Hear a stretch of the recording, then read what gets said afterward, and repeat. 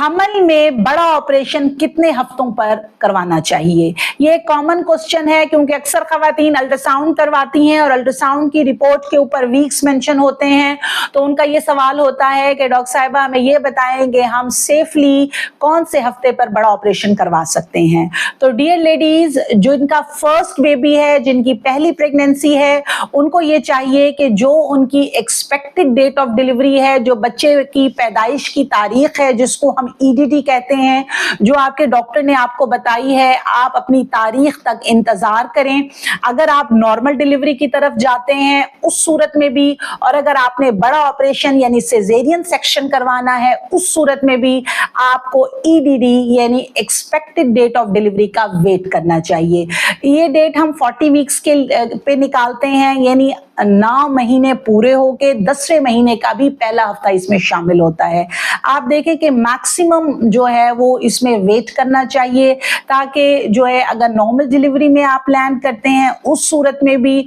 और अगर normal delivery नहीं होती और सिजेरियन सेक्शन का डॉक्टर आपको प्लान देते हैं उस सूरत में भी। ये तो फर्स्ट प्रेगनेंसी की बात है जिसमें कोई कॉम्प्लिकेशन या हाई रिस्क एलिमेंट नहीं होता।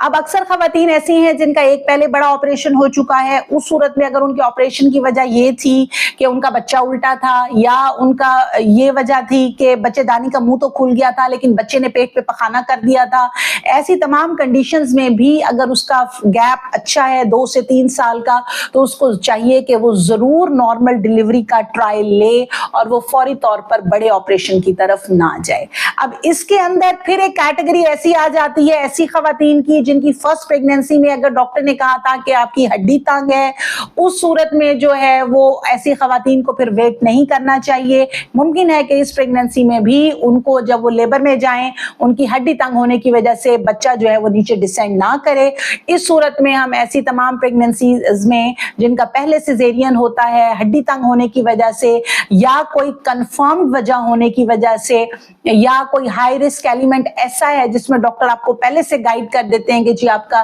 पहले भी सिजेरियन था और आपका अब भी सिजेरियन होगा, तो ऐसी तमाम खवातीन को हम 30 वीक्स प्लस यानी 38 हफ्ते उनके पूरे होंगे, उसमें 1 या 2 दिन ऊपर होते हैं, तो 38 weeks plus 1 debt plus 2 day उनको हम सिजेरियन की डेट दे देते हैं। अब इसमें ऐसी खवातीन जिनके पहले से 2 बड़े ऑपरेशन है, अक्सर वो कहते हैं जी अब हमें नॉर्मल डिलीवरी का ट्रायल लेना है, तो ऐसी तमाम हामला खवातीन जो मुझे सुन रही हैं जिनके पहले 2 बड़े ऑपरेशन हो चुके हैं, 3, 4, तो 2 बड़े ऑपरेशन के बाद आपने हमेशा इलेक्टिव सिजेरियन की तरफ, सर्जरी की तरफ ही जाना है। इसमें आपने नॉर्मल डिलीवरी का ट्रायल बिल्कुल नहीं लेना, क्योंकि इससे बच्चेदानी के फटने का यानी रप्चर होने का अंदेशा होता है। तो ऐसी तमाम खवातीन जिनके पहले 2, 3, 4 बच्चे हैं सिजेरियन के जरिए, तो उनको हम 37 प्लस या सम टाइम 36 प्लस की भी डेट देते हैं इलेक्टिव सिजेरियन की, लेकिन उससे पहले बच्चे के लंग्स को मैच्योर होने के लिए 2 टीके लगाए जाते हैं।